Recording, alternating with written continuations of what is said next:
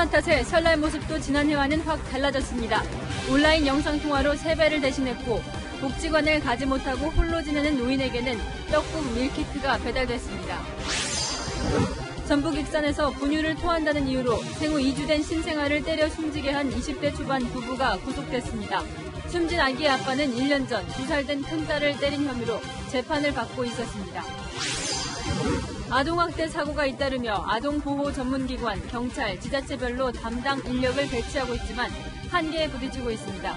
보완할 점은 어떤 건지 현장의 목소리를 들어봤습니다.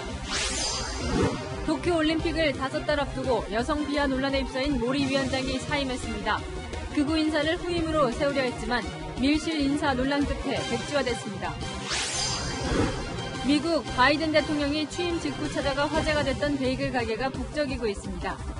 What's the menu that Mr. President to choose here? Well, he chose a cinnamon. He had a sesame bagel, plain cream cheese. 케네디부터 바이든까지 미국인들과의 소통 창구가 됐던 단골 맛집들을 현장 취재했습니다.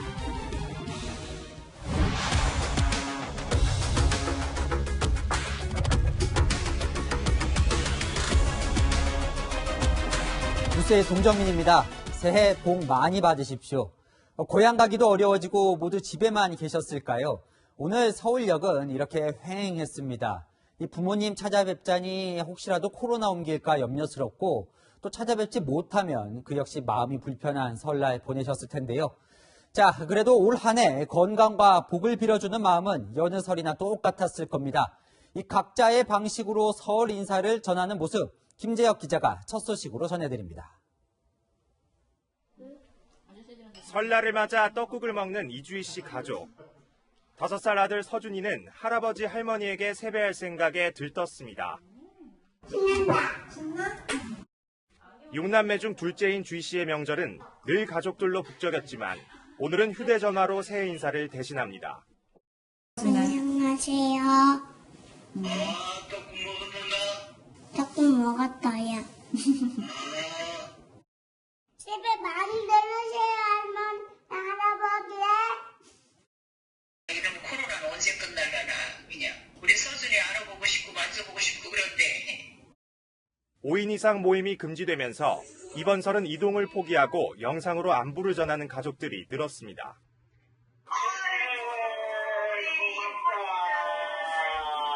우리 이쁜이들 새해 복 많이 받아.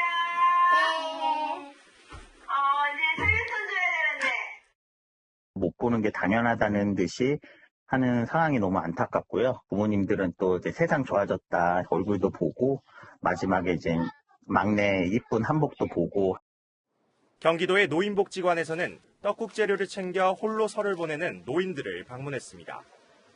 저희 이번에 설 맞이해가지고 떡국 키트 배달 왔습니다. 키트 이런 것까지 아유, 선물을 주셔가지고 아닙니다. 너무 감사합니다. 떡국도 끓이고 윷놀이 하고 되게 정겹고 사랑스럽고 이렇게 기분이 좋았는데 지금은 그런 게 전혀 없으니까. 코로나19로 직접 마주할 수는 없었지만 서로의 안부를 묻고 걱정하는 마음만은 이전과 다르지 않았습니다. 할아버지, 할머니, 사랑해요. 채널A 뉴스 김지혁입니다. 예전엔 아이들이 세뱃돈 받으면 엄마 아빠가 맡아줄게 라고 했었죠. 요새는 바뀌었습니다. 엄마 아빠가 불려줄게 라고 한다는데요. 달라진 세뱃돈 재테크 김유빈 기자가 소개해드립니다. 엄마 아빠 손을 잡고 서울역에 도착한 아이들. 집안어른께 새해 인사를 하고 어김없이 세뱃돈을 받았습니다. 잘 잘했어요. 뭐라고 하셨어요? 돈 줬어요. 돈 얼마나 받았어요? 5개. 5,000원. 들어줬어요. 그런데 달라진 점이 있습니다. 과거 부모 주머니로 고스란히 돌아갔던 세뱃돈이 이제는 자녀들을 위한 재테크 시드머니가 되고 있습니다. 90년대는 저축통장, 2000년대는 어린이 펀드가 인기였지만 최근에는 직접 투자를 선호하는 일명 파파개미, 마마개미의 영향으로 주식이 주목받고 있습니다. 첫째가 6살이고 둘째가 3살인데 세뱃돈을 20만 원 정도 받게 됐는데요. 아이들 주식 계좌에 넣어서 저금을 해줄 예정입니다. 예금보다 수익률이 높고 재테크 조기 교육에도 최적이라는 판단에 섭니다.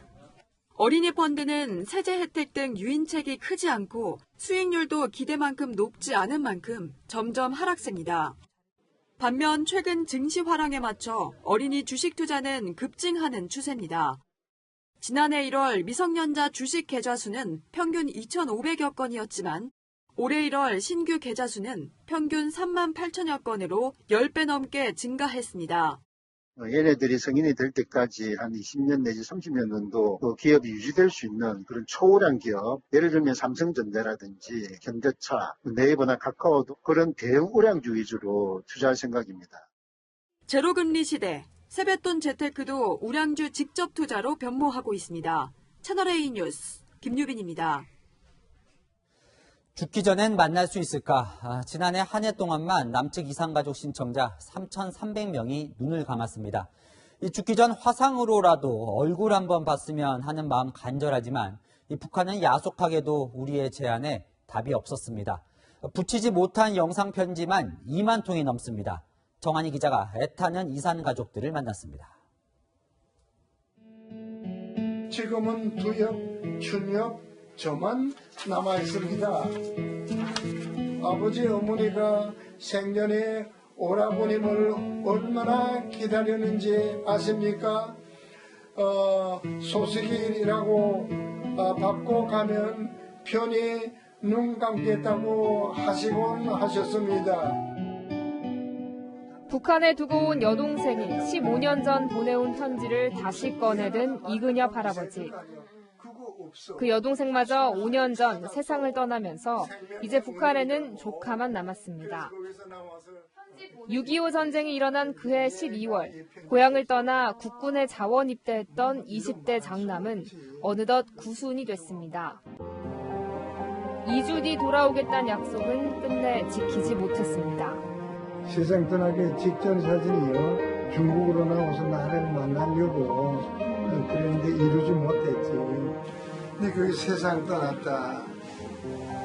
그러니까 비통하면 말할 수도 없고. 잠시 헤어질 줄 알았는데 세월은 흘러 71년이 지났습니다. 통일부가 지난 2005년부터 북한에 전달하기 위해 찍은 이산 가족들의 영상 편지는 모두 2만 3천여 편입니다. 하지만 16년 동안 고작 25편만이 북한에 전달됐습니다.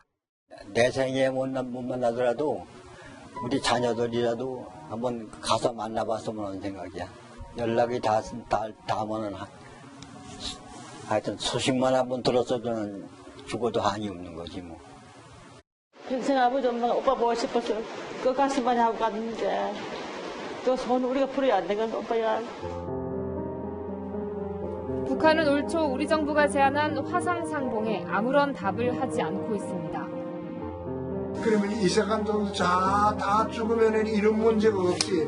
그때를 기다립니까? 생존 이산 가족 수는 매년 감소해 올해 처음으로 5만 명 밑으로 떨어졌습니다. 이들은 이번에도 쓸쓸한 설을 맞고 있습니다. 채널A 뉴스 정한입니다. 정부가 거리두기 완화 여부를 내일 발표합니다. 계속 쪼여도 효과가 별로 없다지만 그렇다고 풀자니 아직도 매일 확진자 수가 400명을 오가 방역당국의 고민이 깊은데요. 오후 9시 영업 제한은 일부 풀어주되 5인 이상 모임은 계속 금지하는 방안을 검토 중입니다. 황규락 기자입니다. 오늘 코로나19 신규 확진자 수는 403명. 지난 일주일간 국내 신규 확진자는 평균 356명으로 주간 평균 확진자 수가 조금씩 늘면서 감소세에도 제동이 걸렸습니다. 정부는 내일 오전 사회적 거리두기 조정안을 발표할 계획인데 고민이 깊습니다. 국가수리과학연구소는 코로나 예측보고서를 통해 지금의 생활방역 강도가 유지될 경우 한 달 뒤에도 일일 확진자 수가 350명대로 유지될 것이라 전망했습니다. 지금의 거리두기를 한 달 더 연장해도 효과가 크지 않다는 겁니다. 지금도 종교시설과 보습학원은 물론 사우나와 콜센터 등에서 집단 감염이 끊이지 않는 상황. 방역당국의 실무자 입장에서는 살 얼음판 같은 상황이기도 합니다. 우선 이미 경험한 시설에서 코로나19 발생이 반복되고 있습니다. 하지만 계속된 거리두기와 영업 제한으로 자영업자들도 벼랑 끝에 몰려 있어 무작정 방역을 연장하기도 쉽지 않습니다. 이 때문에 영업시간 제한 일부를 풀어주되 5인 이상 모임 금지는 계속 유지하는 방안이 검토되고 있습니다. 방역의 수준이 좀 낮아지는 선택을 한다면 그것이 환자 발생의 위험을 늘릴 가능성이 있기 때문에 리스크에 대해서 설명하고 동의를 얻고 그 와중에도 전파를 줄일 수 있는 조치들이 같이 수행될 수 있는. 또한 장기화에 대비해 확산 차단과 상황 관리 사이에 절충점을 찾아야 한다는 지적도 나옵니다. 채널A 뉴스 황규락입니다. 네, 따뜻해야 할 설날인데 부모에게 학대로 숨진 아이 사건이 또 전해졌습니다. 이번엔 태어난 지 2주밖에 안 된 너무 어린 신생아입니다. 아이 부모는 젖먹이가 분유를 토해서 때렸다고 합니다. 어른 손으로 누르기엔 너무 작은 아기 가슴에 구조대가 심폐소생술을 하는 모습이 마음 아픕니다. 이 20대 부모는 오늘 구속됐는데 어떤 진술을 했는지 공국진 기자가 보도합니다. 모자와 마스크로 얼굴을 가린 남녀가 구속영장 심사를 받기 위해 경찰서를 나옵니다. 지난 9일 밤 전북 익산에 있는 오피스텔에서 태어난 지 2주밖에 안 된 아들을 때려 숨지게 한 20대 초반의 부부입니다. 혐의 인정하시나요? 아이한테 하고 싶은 말 없으세요? 부부는 아기가 의식을 잃자 침대에서 떨어졌다고 119에 신고했습니다. 구급대원이 도착하기 전까진 아기 얼굴 곳곳에 난 먹자국에 연고를 발라줬던 것으로 알려졌습니다. 어른 침대에서 떨어졌고 얼굴에 멍이 들었다. 그래서 심정지 상태다 이렇게 신고가 들어왔어요. 구급대원이 심폐소생술을 하며 아기를 병원으로 옮겼지만 결국 숨졌습니다. 경찰 조사에서 부부는 분유를 토해서 때렸다고 진술했습니다. 하지만 사망에 이를 정도의 폭행은 아니라고 주장하고 있습니다. 때리긴 했는데 사망하게 된 원인이 나는 아니다. 분유 먹고 토하고 하고 하니까 짜증나서 엄마도 일부 때린 부분은 있어요. 숨진 아기의 아빠는 지난해 1월에도 2살 되기 큰딸을 때린 혐의로 불구속 기소돼 현재 재판을 받고 있습니다. 큰딸은 부부와 분리조치돼 아동보호기관에서 생활하고 있습니다. 법원은 이 부부가 도주할 우려가 있다며 아동학대 치사 혐의로 구속영장을 발부했고 경찰은 아기의 사인을 밝히기 위해 국립과학수사연구원에 부검을 의뢰했습니다. 채널A 뉴스 공진입니다. 구미에서 숨진 아이를 빌라에 혼자 두고 이사가버린 너무 비정한 엄마는 아이가 숨진 후에도 양육수당을 꼬박꼬박 챙겼습니다. 그 돈을 쓰며 3살 나이에 쓰러진 자식 생각은 안 났을까요? 오래전 모녀를 두고 집을 나갔다는 아이 아빠도 책임이 있죠. 경찰은 아이 엄마에게 살인죄를 적용했습니다. 홍진우 기자가 보도합니다. 검은 모자와 마스크를 쓰고 고개를 푹 숙인 여성이 법원 밖으로 나옵니다. 3살 딸을 숨지게 하고 방치한 혐의를 받고 있는 20대 초반의 친엄마입니다. 숨진 아이를 방치한 이유를 묻는 취재진의 질문에 침묵합니다. 아이 죽어가지고 맞으시겠다. 아이 죽을 줄 알고 계셨나요? 아이에게 하고 싶은 말씀 없으신가요? 경찰은 엄마에게 아이 사망에 대한 책임이 있고 고의성도 있다며 살인 혐의를 적용해 어젯밤 구속영장을 신청했습니다. 법원은 도주 우려가 있다는 이유로 영장을 발부했습니다. 경찰은 아기가 사망에 이르는 과정과 구체적 학대 행위를 규명하기 위해 수사를 확대할 계획입니다. 살인 행위에 대해서는 마차가 수하고 있는데 혹시라도 다른 사람들이 관여될 게 있었는지 누가 이거 알고도 또 방조한 게 있는지 학대 여부가 있는지 종합적으로 이게 궁금한 것들이 많잖아요. 엄마는 6개월 전 아이를 놔두고 동거남 집으로 갔을 때 이미 아이가 숨진 사실을 알고 있었지만 지난달까지 양육과 아동수당을 합쳐 매달 20만 원씩 꼬박꼬박 챙겨왔습니다. 출생 신고는 했지만 사망 신고가 이루어지지 않아 자동 지급된 겁니다. 아동수당하고 양육수당은 저희가 나갔더라고요. 모든 아동들이 받는 보편수당이기 때문에 1월 25일까지 계좌로 입금이 됩니다. 아이가 숨지기 전 별도의 아동학대 신고는 없었던 것으로 파악됐습니다. 채널A 뉴스 홍진우입니다. 초등학생을 공유 차량 쏘카에 타서 데려가는 장면을 CCTV로 분명히 봤는데도 쏘카 직원이 개인정보 제공을 거부하자 경찰은 너무 무력하게 범행을 막을 수 없었죠. 이번 성폭행 사건의 아이 엄마가 직접 나서서 개인정보보호법을 바꾸자는 국민청원을 올렸습니다. 피해자 부모의 호소를 박건영 기자가 들어봤습니다. 초등학생 딸을 데려간 남성의 신원을 알기 위해 어머니가 쏘카 측에 처음 전화를 걸었던 시각은 지난 6일 오후 11시. 하지만 개인정보 보호를 이유로 번번이 거절당했습니다. 진짜 부탁 좀 드릴게요. 저한테 알려주시는 거 어려우면 경찰한테라도 알려줄 수 있잖아요.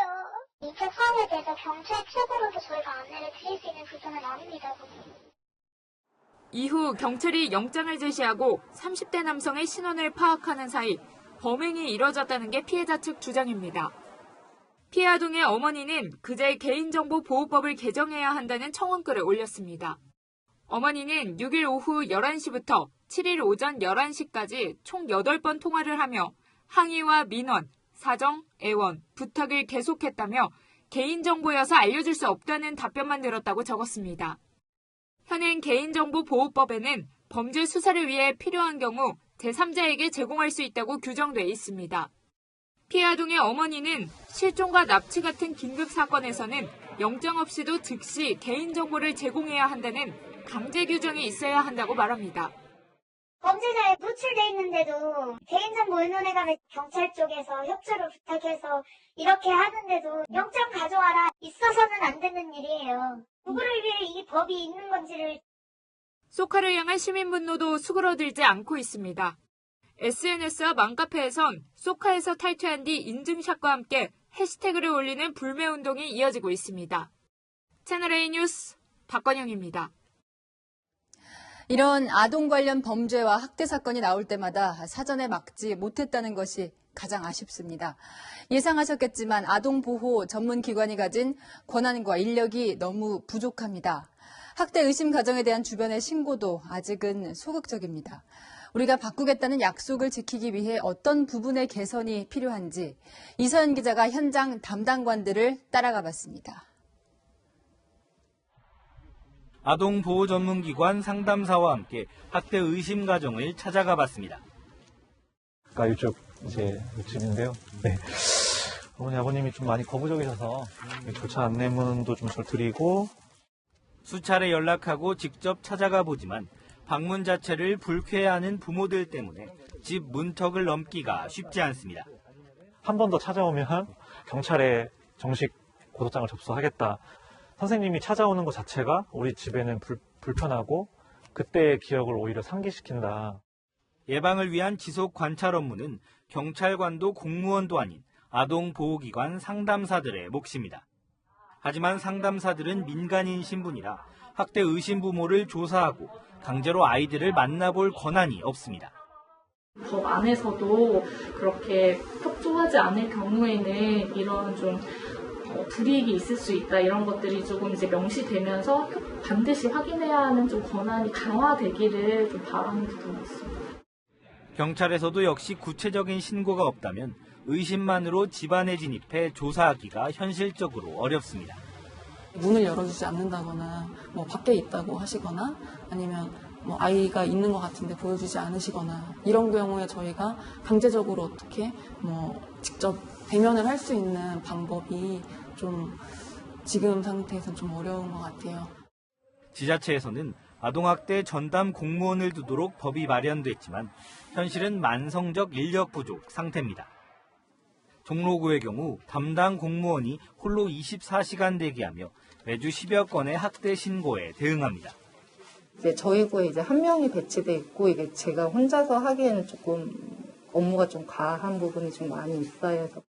정부는 지자체 전담 공무원을 644명까지 늘리겠다는 입장인데 현재 배치가 완료된 건 목표 절반에 못 미치는 292명입니다. 인력도 없고 전문 교육도 부족합니다. 대면 교육이 좀 오히려 효과적이고 필수적이라고 생각하는데 공무원들이 코로나로 해서 배치가 늦어지다 보니까 이게 24시간 돌아가는 일이잖아요. 그러면 3교대 해야 되니까 배치하는 기준을 새롭게 좀 수립을 해야 될 것이고 최소한의 요건은 중앙에서 갖춰줘야 되는 거죠. 학대 방지 인력의 충원과 권한 확대를 위한 전향적인 논의가 시급합니다. 채널A 뉴스 이서연입니다. 환경부 블랙리스트 관련 소식 알아봅니다. 1심 재판부는 환경부와 청와대가 리스트를 분류해서 임기가 남은 전 정권 인사를 찍어냈다고 판단을 했죠. 하지만 청와대는 여전히 블랙리스트가 아니라고 주장하고 있는데요.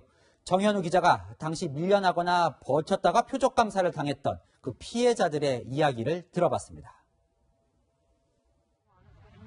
지난 2018년 환경부와 청와대는 박근혜 정부 때 임명된 한국환경공단 임원 전원에게 사표를 요구했습니다. 강만옥 당시 본부장은 제출을 거부하다가 표적 감사까지 당했습니다. 제가 정신적으로 엄청 힘들었거든요. 2017년 7월 말부터 저를 괴롭혔어요. 비공식적으로. 강 씨는 구속된 김은경 전 장관 외에 블랙리스트 작업에 관여한 공무원들도 책임을 져야 한다고 말합니다. 공무원들은 영전하고 자기 올라가는데 공동정범으로 해서 재판에 회부돼야 된다고 저라도 따로 고소할까 생각도 하는데. 강 씨처럼 표적 감사를 받았던 김현민 당시 상임감사는 정권 교체 이후 조급증 때문에 벌어진 사건이라고 말합니다. 소란을 떤 거를 순리적으로다가 해결할 수 있는 거거든요. 이게 좌우의 극렬 투쟁을 하는 것처럼 적으로다가 보고. 당시 사표를 내고 물러난 전병성 전 이사장은 공공기관 임원의 임기는 법으로 보장돼 있고 법이 지켜져야 민주주의가 완성된다는 말로 재판 소회를 대신했습니다. 사표를 종용해 생긴 빈자리는 대부분 친정권 인사로 채워졌습니다. 이들은 대부분 임기를 정상적으로 마쳤거나 현재도 재직 중입니다. 김은경 전 장관과 신미숙 전 청와대 균형인사 비서관은 재판 과정에서 인사 개입은 이전 정부에도 있던 관행이라고 강조했습니다. 하지만 1심 재판부는 설령 있었다고 하더라도 타파돼야 할 불법적 관행이라고 지적했습니다. 채널A 뉴스 정현우입니다.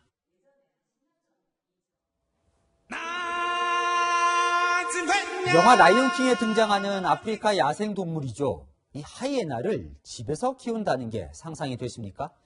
강아지처럼 순하다며 돈을 받고 분양까지 해주고 있다는데요. 이 옆집에 무서운 하이에나를 키워도 규제할 방법이 없습니다. 이현수 기자가 아찔한 현장으로 들어가 봤습니다.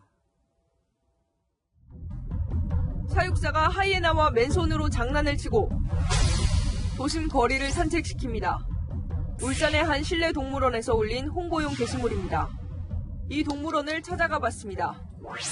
맹수를 키우기에는 너무 평범해 보이는 도심 속 오피스텔입니다.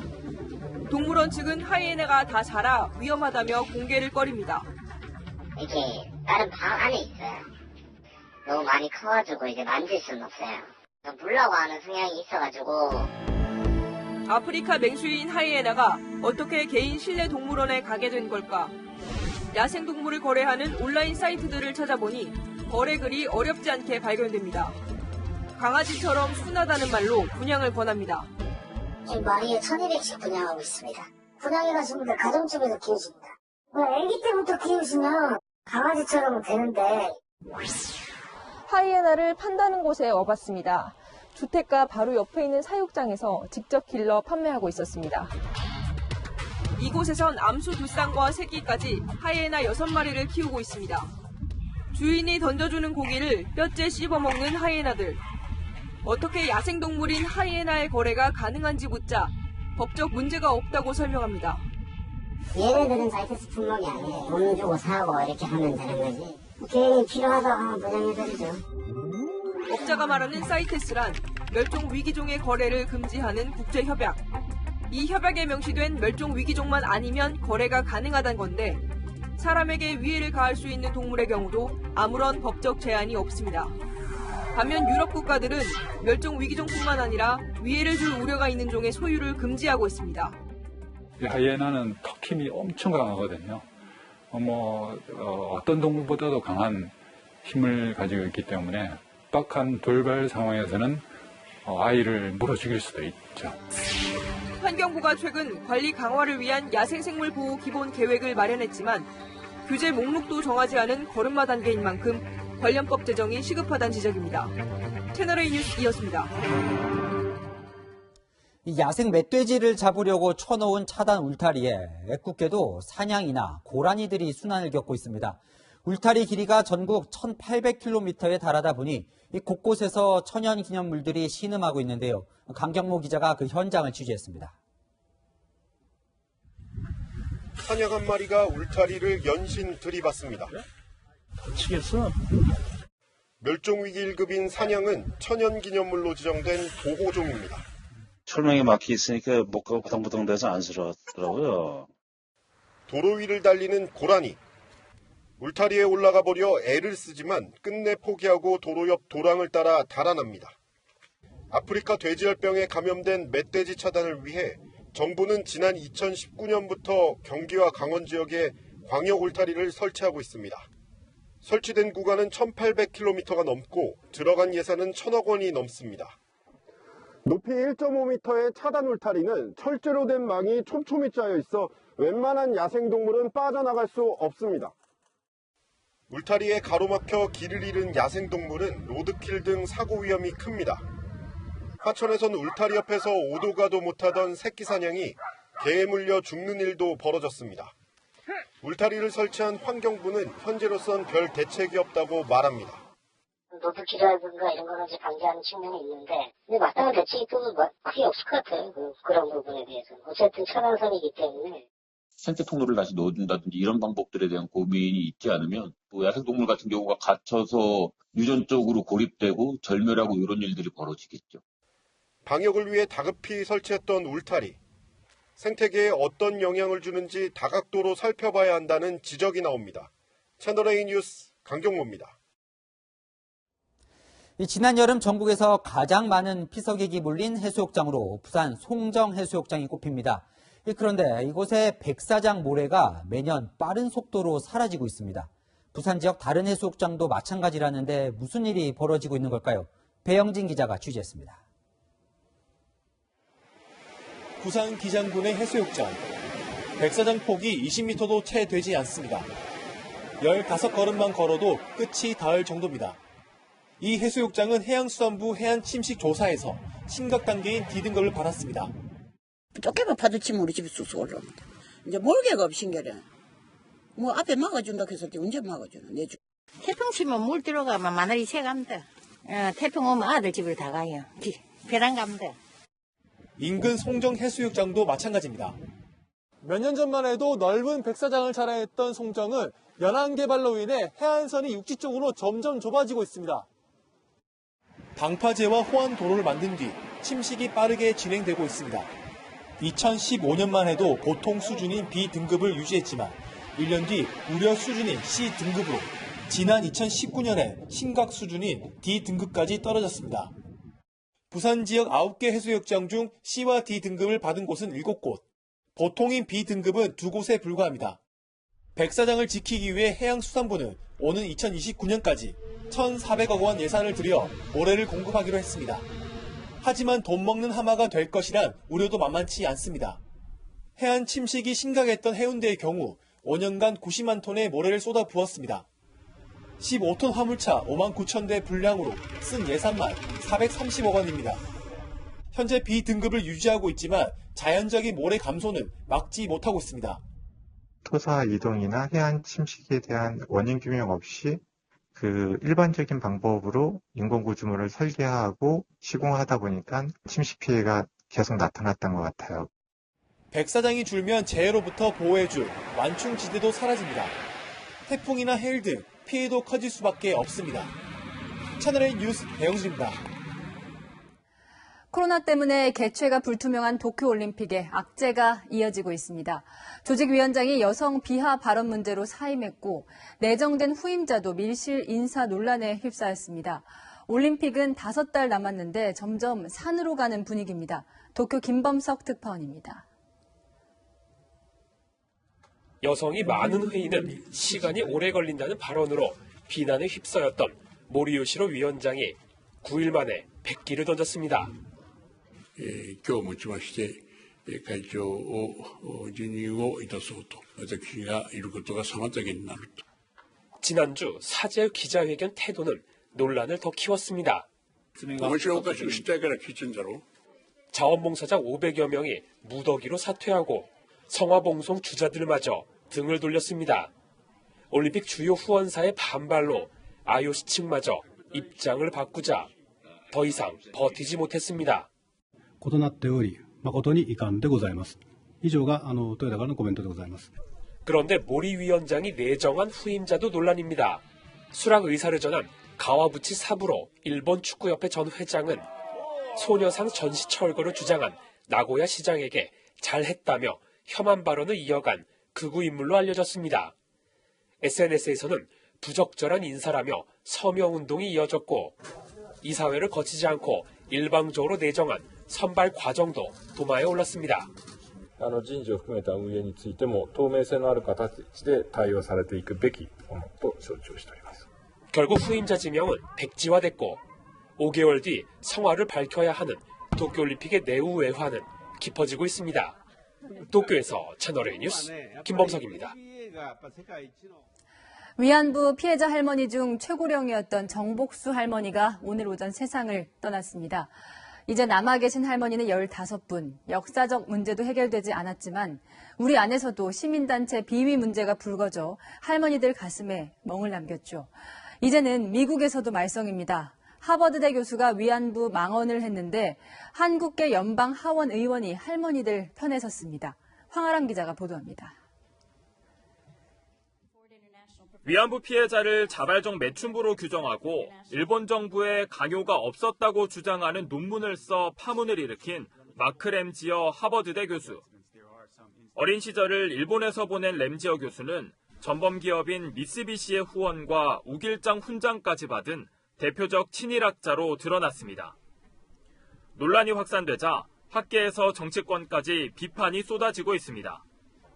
영김미 연방 하원의원은 램지어의 주장은 진실이 아니고 사실을 왜곡했을 뿐 아니라 역겹다며 사과를 요구했고 미셸 박스틸 의원도 이에 동참했습니다. 하버드대 동료 교수는 경험적, 역사적, 도덕적으로 비참할 만큼 결함이 있다고 지적했고 하버드대 한인 학생회는 인권을 무시하고 식민사관을 옹호하는 주장이라며 공식적인 사과와 논문 철회를 요구했습니다. I'm looking at what this last article was saying. I see a lot of flaws in this article. 위안부, the comfort women, that was really a war crime. 일본 내 역사학자 6명이 지지한다는 공개 서한을 보냈지만 3월 5에 램지어 교수의 논문을 게재하려던 국제법경제저널은 역사적 증거에 대해 우려가 제기됐다는 점을 공지한다며 자체 조사에 착수했습니다. 채널A 뉴스 황아람입니다. 미국 고속도로에서 130대 넘는 차량이 연쇄 추돌했습니다. 70명에 달하는 사람이 다치거나 숨졌는데 도로가 언 것이 원인이었습니다. 정다은 기자입니다. 동이 트기 직전 멈춰있는 차량들을 향해 육중한 트레일러가 달려듭니다. 앞에 있던 소형차들이 파편처럼 날아갑니다. 속도를 줄이지 못하고 줄줄이 추돌한 차량들은 앞선 차량 위에 올라타 겹겹이 쌓였습니다. 이렇게 추돌한 차량은 130대가 넘습니다. 고속도로 위 800m에 이르는 사고 구간은 종이장처럼 구겨진 차량들로 뒤엉켰습니다. 이 사고로 최소 9명이 숨지고 60여 명이 다쳤습니다. 미국 텍사스주 포트워스 인근 고속도로에서 대형 추돌 사고가 난 건 현지 시간 어제 오전 6시쯤. In my almost 20 years in service, this is the first time ever that I see anything like this in Fort Worth. 차량이 겹겹이 쌓여 있어 구조에도 어려움을 겪고 있습니다. First responders had difficulty actually getting to the vehicles. It's very slippery. 사고 당시 수온주는 영하 5도 정도로 밤새 내린 비와 진눈깨비가 그대로 얼어붙어 빙판길 사고로 이어진 것으로 보입니다. 올겨울 이례적인 한파가 닥친 미국 남부에서는 차량 연쇄 추돌 사고와 항공편 취소가 잇따르고 있습니다. 구조당국은 사고 현장을 정리하면서 사상자가 더 늘어날 수 있다고 설명했습니다. 채널A 뉴스 정다은입니다. 바이든 대통령은 취임 첫 주말 베이글 가게에 갔죠. 그 뒤로 이 가게가 문전성시입니다. 워싱턴 곳곳에 이렇게 역대 대통령 맛집이 있는데 유승진 특파원이 같은 메뉴를 시켜봤습니다. 워싱턴 대학가 모퉁이에 있는 분홍색 2층 건물. 평일 낮인데도 1층 베이글 가게 주문대는 쉴 틈이 없습니다.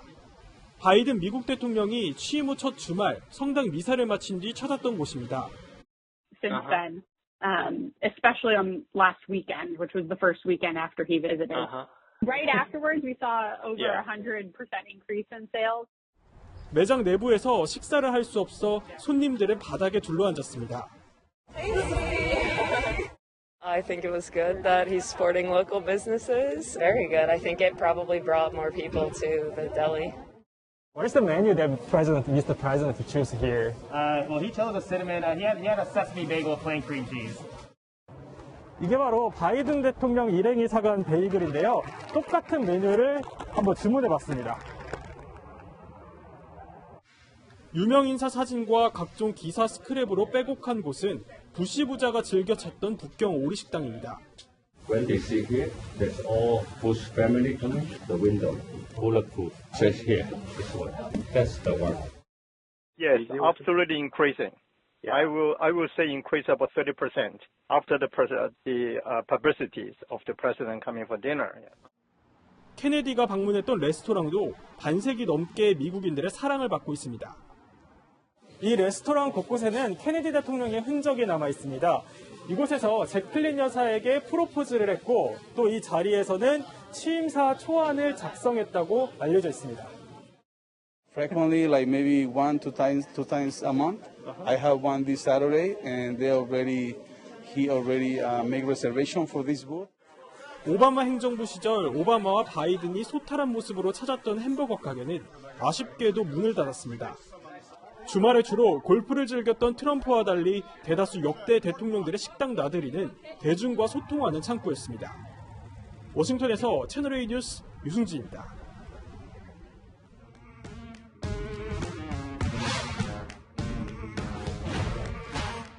열한야랑 정치부 이동훈 기자와 함께합니다. 첫 번째 주제 보여주시죠. 네. 시장이 피해가는 건 뭘까요? 코로나입니다. 그럴 리가요? 그런데 누가 그런 말을 했습니까? 네, 조은희 국민의힘 서울시장 예비후보가 시장을 찾은 문재인 대통령과 서울시장 후보들을 비판했는데요. 코로나 바이러스가 대통령과 서울시장 출마자는 피해가냐며 서울시민 건강보다 표가 더 중요하냐고 꼬집었습니다. 자, 그러고 보니 대통령이 시장을 방문했을 때 주변에 네. 사람들이 많긴 하더라고요. 물론 야외긴 하지만요. 네, 아무래도 대통령 내외가 방문하다 보니까 보시는 것처럼 청와대 직원부터 경호원들까지 빽빽하게 함께 있습니다. 그럼 서울시장 후보들이 방문했을 때 그때는 어땠습니까? 네, 거리두기가 잘 지켜지지 않는 모습이었고요. 시장에서 한 행동들이 방역수칙 위반 아니냐는 논란을 일으키기도 했습니다. 이낙연 민주당 대표가 박영선, 우상호 예비후보와 지난달 서울 남대문 시장을 찾았는데요. 마스크를 벗고 주변 사람들과 붙은 채로 어묵을 먹는 모습이었습니다.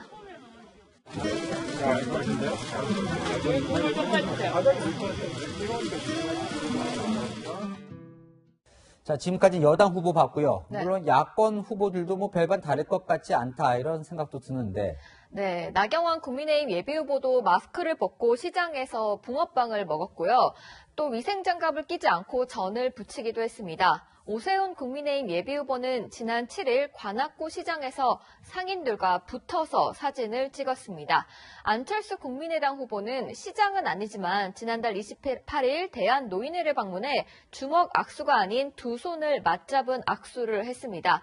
방역 당국에 따르면 정치인들의 시장 방문은 사적 모임이 아니라 5인 이상 모임 금지 대상은 아니고요. 거리두기가 어려울 때는 마스크를 잘 쓰도록 하고 있습니다. 또 서울시는 전통시장의 경우 집합금지나 영업제한 시설이 아니라고 밝히기도 했는데요. 정치인들의 시장 방문, 방역수칙 위반은 아니더라도 상인들과 주변 사람들에게 걱정을 끼치는 거라면 자제해야 하지 않을까요? 급한 마음은 이해는 되지만 그럴수록 더 조심해야겠죠. 네. 자, 다음 주제 보겠습니다. 네. 마루, 토리, 찡찡이. 네. 문재인 대통령의 반려동물들 이름이죠.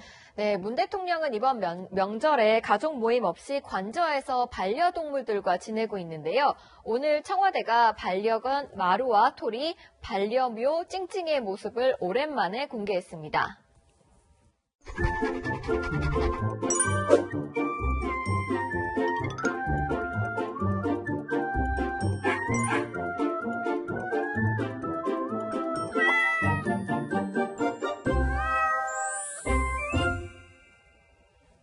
귀엽네요. 이들도 벌써 5년차가 됐군요. 이 반려동물과 함께하는 모습 보면 더 친근하거나 부드럽게 이렇게 느껴지긴 해요. 네, 지난해 우리나라 반려동물 양육 인구가 1,500만 명을 넘어서서 반려동물은 표심과도 직결되고 있습니다. 이재명 경기도지사는 반려동물 복지센터를 찾아서 고양이를 보살피는 모습을 보여줬고요. 이달 초 이낙연 민주당 대표는 동물 의료체계 확립 방안을 논의했습니다. 대권 후보로 거론되는 윤석열 검찰총장도 반려견과 산책하는 모습이 포착됐는데요.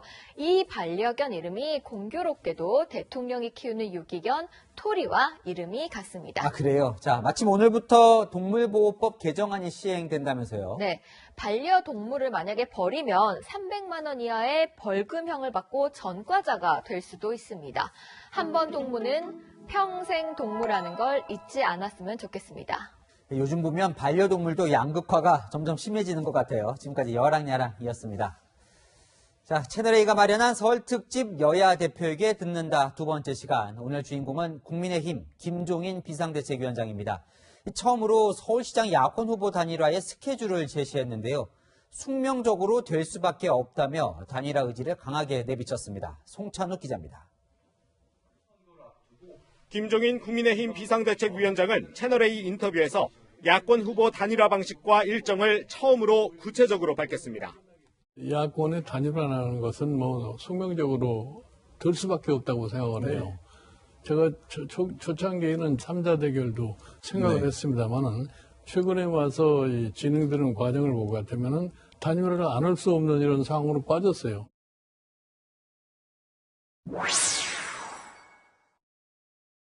그 여론조사를 활용을 할 것 같으면은 단일화라는 것을 갖다 우리가 확정할 수 있다고 생각을 합니다. 3월 4일로 일정을 잡았는데 이달 말에 끝을 낼 수도 있어요. 3월 15일 이내로만 단일화가 이루어질 것 같으면 선거에 벌치장이 없다고 생각을 하는 겁니다.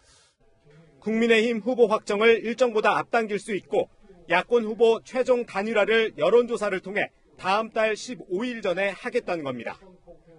최근 윤석열 검찰총장에 대해 별의 순간이 다가온 것 같다고 한 말의 의미도 설명했습니다. 윤석열 총장이 그런 뜻이 있으면은 그 순간을 잘 포착을 해라 하는 이런 의미로다가 내 얘기를 한 건데 그거를 제대로 포착하지 못하면은 아무 일도 성취할 수가 없대요. 안철수 국민의당 대표는 2011년에 그 사람에게 진짜 별의 순간이 왔는데 그때는 그거를 포착을 못했어요. 그러니까 지금까지 이런 상황을 갖다 겪을 수밖에 없는 거죠.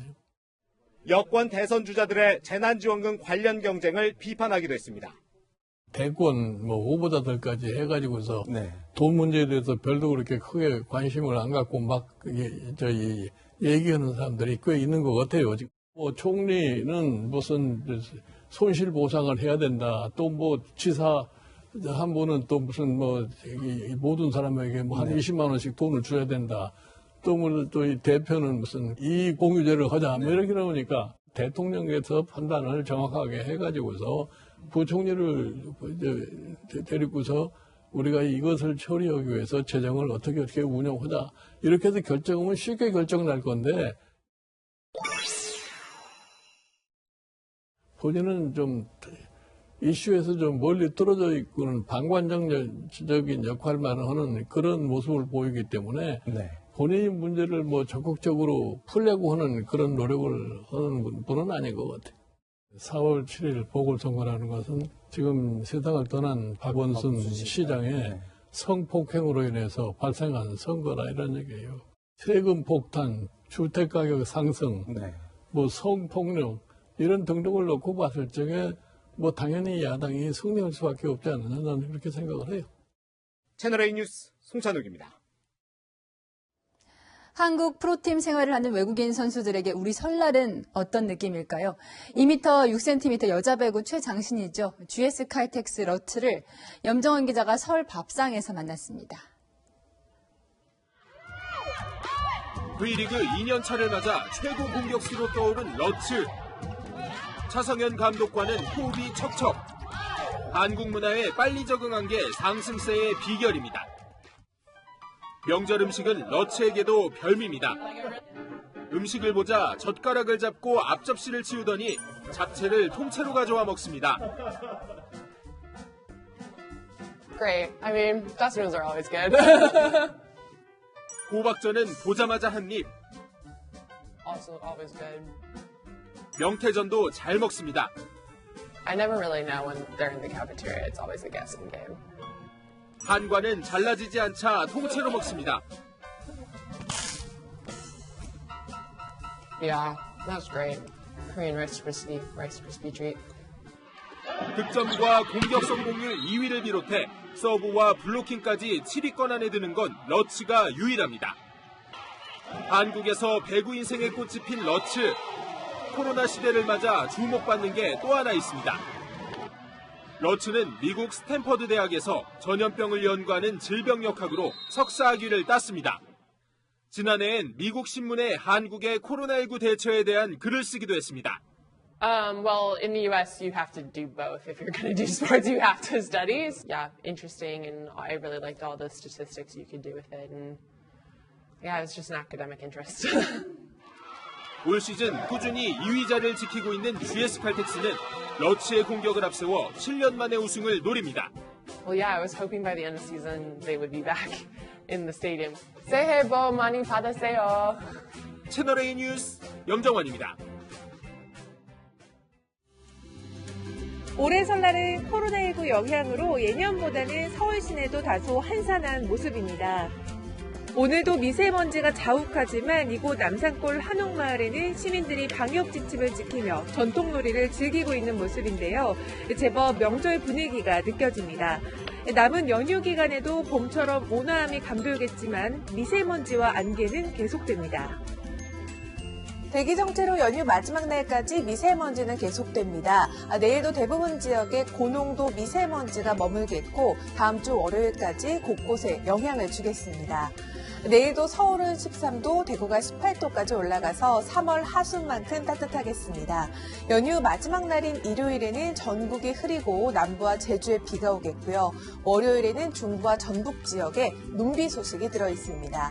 이후 수요일에는 서울이 영하 9도까지 떨어지는 등 반짝 추위가 찾아오겠습니다. 남은 연휴 따뜻한 시간 보내시기 바랍니다. 날씨였습니다.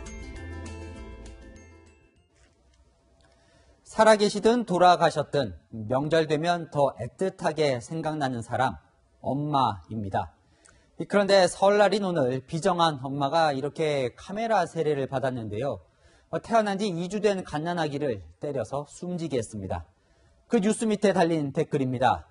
아이를 못 가져서 슬퍼하는 사람이 얼마나 많은데 하늘이 참 원망스럽다.